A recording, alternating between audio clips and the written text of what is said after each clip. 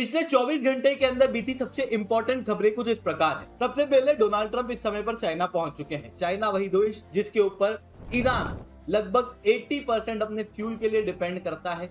$9 billion का व्यापार fuel के अलावा दोनों देशों के बीच में देखने को मिलता है। चाइना भारी हथियार ईरान को सप्लाई करता है, यानी कि ये युद्ध ईरान इस समय पर चाइना के भरोसे ही लड़ रहा है। अब अगर चाइना बैक ऑफ कर जाता है तो फिर ईरान अकेला पड़ जाएगा और अमेरिका मुंह छिपा के इस युद्ध से बाहर हो पाएगा। ट्रंप और जी जिनपिंग ने इस बात पे एग्री कर लिया है कि स्ट्रेट ऑफ हॉर्मुज पे जो टोल कलेक्ट किए जा रहे हैं दे आर इलीगल। दूसरी तरफ गवर्नमेंट ने गोल्ड के ऊपर जो ड्यूटी है, जो पहले 9.2% हुआ करती थी, उसको बढ़ा के 18.4% कर दिया है, क्योंकि इंडिया जो है वो गोल्ड का बहुत इंपोर्ट करता है। इंडिया में गोल्ड बनता नहीं एंड ये एक नॉन असेंशियल कमोडिटी है, ऑयल और एडिबल ऑयल की तरह नहीं।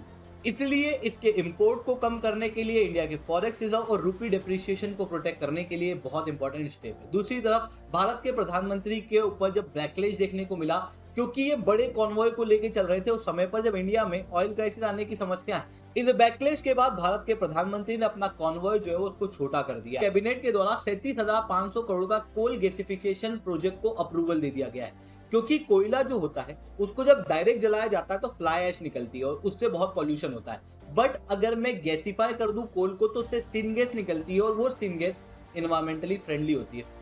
नीट के पेपर लीक के बाद पूरे देश के अंदर बवाल की स्थिति है, क्योंकि एनटीए के द्वारा पहले तो कहा गया था कि हम जीरो टॉलरेंस रखते हैं, किसी भी प्रकार का पेपर लीक इस बार हो नहीं पाएगा। टफ सिक्योरिटी इनके द्वारा कही गई थी, बच्चों के कपड़े उतरवा के उनके कलावे कटवा के इन्होंने चेक किया था। और फिर उसके बाद 3 मई को एग्जाम थी, 1 मई को एक गैस पेपर आता है जिसके अंदर केमिस्ट्री और बायोलॉजी के सारे क्वेश्चन लीक हो जाते हैं विद सीरियल नंबर, जिसका फायदा कई सारे बच्चे उठाते हैं। चौंका देने वाली बात है कि एनटीए को इस पेपर लीक के बारे में कोई जानकारी नहीं पड़ती। बच्चे एनटीए को बताते हैं कि पेपर लीक हो चुका है, जिसके बाद अब रीटेस्ट की बात की जा रही है और रीटेस्ट जल्दी होगा, बट उसके अंदर कोई भी रजिस्ट्रेशन फीस नहीं ली जाएगी। एक और इंपॉर्टेंट बात, सीबीआई ने यहाँ पर इन्वेस्टिगेशन को फास्ट ट्रैक कर दिया है और लगभग 5 लोगों को यहाँ पर गिरफ्तार किया गया है।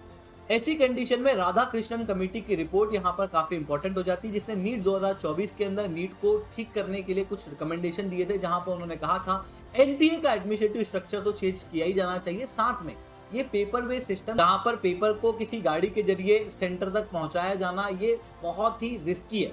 इसकी बजाय कंप्यूटर टेस्ट का प्रयोग किया जा सकता है।